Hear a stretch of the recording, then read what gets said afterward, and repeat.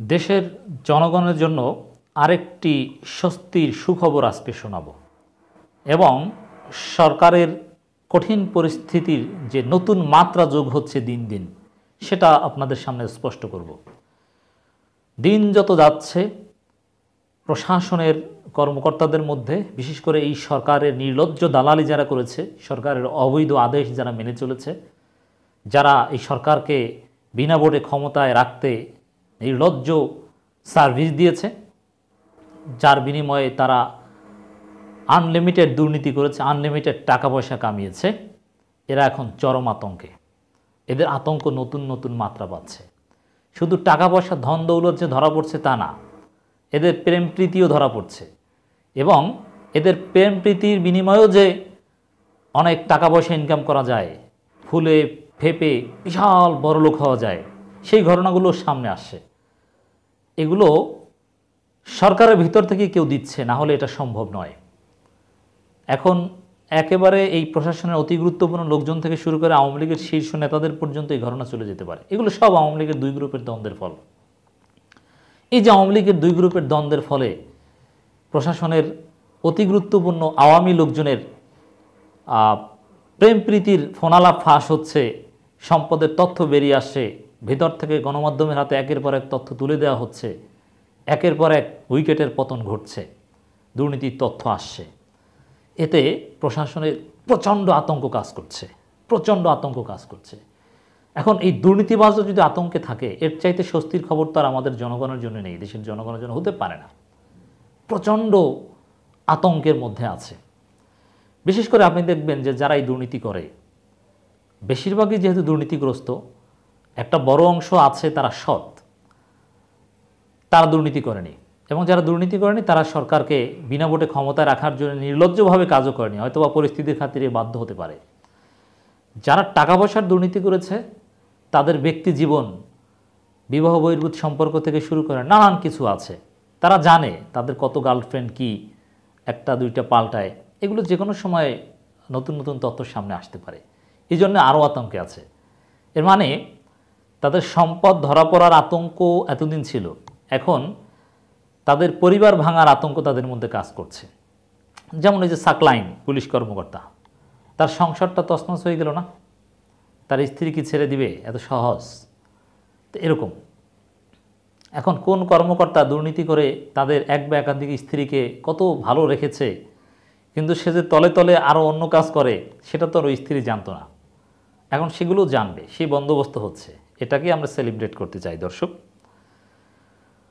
মতিউরের সঙ্গে আরজিনার ব্যক্তিগত ফোনালাপ ফাঁস, নামটাও চমৎকার। দেখেন, এই নিউজটা একটু আপনাদের শোনাতে চাই। এটা আপনারা অনেক মজা পাবেন, এতে বিনোদনের এলিমেন্ট আছে, একই সাথে এটা অপরাধীদের মধ্যে চরম আতঙ্ক হিসাবে কাজ করবে, ডেটারেন্স হিসাবে কাজ করবে। এই জন্য আমরা এটা তুলে ধরতে চাই। ছাগলকাণ্ডের আলোচিত জাতীয় রাজস্ব বোর্ডের এনবিআর সদ্য সাবেক সদস্য মতিউর রহমান ও তার অধস্থ নারী কর্মকর্তা আরজিনা খাতুনের মধ্যে মোবাইল ফোনে ব্যক্তিগত আলাপচারিতার অডিও রেকর্ড ফাঁস হয়েছে। এতে নতুন করে তোলপাড় শুরু হয়েছে। এখন মোবাইল ফোনের রেকর্ড ফাঁস, এটা তো আর আরজিনাও করেনি, আর এটা তো মতিউরও করেনি, তাহলে এটা করেছে কারা? এটা কোনো থার্ড পার্টি করেছে। এখন মোবাইল ফোনের রেকর্ড আপনি আমি চাইলেই কি সহজে ফাঁস করতে পারবো? তাহলে কীভাবে ফাঁস হয়েছে? যারা ফাঁস করেছে তারা অতি গুরুত্বপূর্ণ কেউ, তারা এই কল রেকর্ড সংগ্রহ করতে পারে, এই পর্যায়ের পাওয়ারফুল। অতএব বুঝতে পেরেছেন এই ঘটনাগুলো সরকারের ভিতর থেকেই কেউ না কেউ সামনে এনে দিচ্ছে। অতএব খেলা শুরু হয়েছে, এটা আমাদের জন্য আরও বেশি আনন্দের। এদিকে এনবিআরের কর্মকর্তা কর্মচারীদের অভিযোগ, শুধু মতিউরের বান্ধবী হিসাবে বহু সুবিধা হাসিল করেছেন আরজিনা। এর মানে এনবিআরের কর্মকর্তারাই কেউ এই তথ্যগুলো তুলে ধরেছে। এখন আরজিনা উইকেটের পতন ঘটছে, নিঃসন্দেহে আরজিনা এখন কিভাবে সংসার রক্ষা করবে, পালাবে, সেই দৌড়ের উপর থাকবে। আরজিনা স্বাভাবিক জীবনে ফিরতে পারবে না। অবৈধ পথে উপার্জিত অর্থে বনেছেন অডেল সম্পত্তির মালিক। এছাড়া ঢাকায় অভিজাত অ্যাপার্টমেন্ট, গ্রামে বিলাসবহুল বাড়ি, 500 ভরি স্বর্ণালঙ্কার সহ নামে বেনামে গড়েছেন বিপুল সম্পদ। আরজিনার দুর্নীতি ও অবৈধ সম্পদের অভিযোগ গড়িয়েছে দুর্নীতি দমন কমিশন দুদক পর্যন্ত। ওই এনবিআরের কেউ না কেউ এই পর্যন্ত নিয়ে গিয়েছে। দর্শক, ফাঁস হওয়া ফোনালাপটা একটু আপনাদেরকে শোনাতে চাই। আর আপনারা যদি বেশি মজা পেতে চান তাহলে ইউটিউবে শুনে নেবেন সার্চ দিয়ে, যে মতিউর আরজিনার ফোনালাপ। সার্চ দিবেন। মতিউর তোমার কাছে চাই ড্যাশ ড্যাশ ড্যাশ কিছু একটা চাই, কি চাইতে তো বুঝেনি, গার্লফ্রেন্ডের কাছে আর কি চায়, বিবাহ বহির্ভূত গার্লফ্রেন্ডের কাছে কি চাইতে পারে, চাই, কখন দিতে পারবা? আরজিনা আজকে, আশ্চর্যবোধ। মতিউর আজকের প্রোগ্রাম ঠিক আছে? আরজিনা আজকে কালকে যাই, আর শুক্রবার তো মানে কি বলে বের হব, কোনো পাচ্ছি না, মানে বাসা থেকে স্বামীকে ফাঁকি দিয়ে সন্তানদের ফাঁকি দিয়ে কীভাবে বের হবে তার কোনো এক্সকিউজ বা রিজন খুঁজে পাচ্ছে না, এই জন্য প্রোগ্রামটা একটু ডিলে করতে চাচ্ছে। মানে কি বলে বের হব, কোনো তো পাচ্ছি না, বাসায় আছে তো, কে আছে, মানে হাজব্যান্ড আছে বাসায়, এটা বোঝাতে চেয়েছে। কালকে হলে ভালো হয়, কালকে তো থাকবা ঢাকায়, তুমি বলে স্যারকে, বুঝতে পেরেছেন কত মধুর সম্পর্ক। এটাই হচ্ছে আওয়ামী প্রশাসন। মতিউর দীর্ঘশ্বাস, মতিউর খুব কষ্ট পেয়েছে। ঠিক আছে কালকে মনে হয় পারবো না, মতিউরের লাগবে আজকেই, খুব দরকার। আরজিনা কষ্ট পেলে মানে শুক্রবার তো কোনো খুঁজে পাচ্ছি না, বাইরে যে থাকবো, আবার মাইন্ড মানে যদি কোনো সন্দেহ তৈরি হয়, ডুব দিয়ে পানি খায়, স্বামীকে ভয়ও পায়, বেপরোয়া জীবন তা না, হিজাবও পরে, বুঝতে পেরেছেন। এই মতিউরেই হজ করেছে, এই চরিত্র নিয়ে হজ করেছে। এই মতিউর তাহাজ্জুদ নামাজের কথা বলতো, তার সন্তানের কথা বলতো, যে কোনো নারীর চোখের দিকে তাকাতো না, কিন্তু মতিউর নিজেই চোখের দিকে হয়তো বা তাকাতো না, অন্য কোনো কিছুর দিকে তাকাতো, হিজাবি নারী।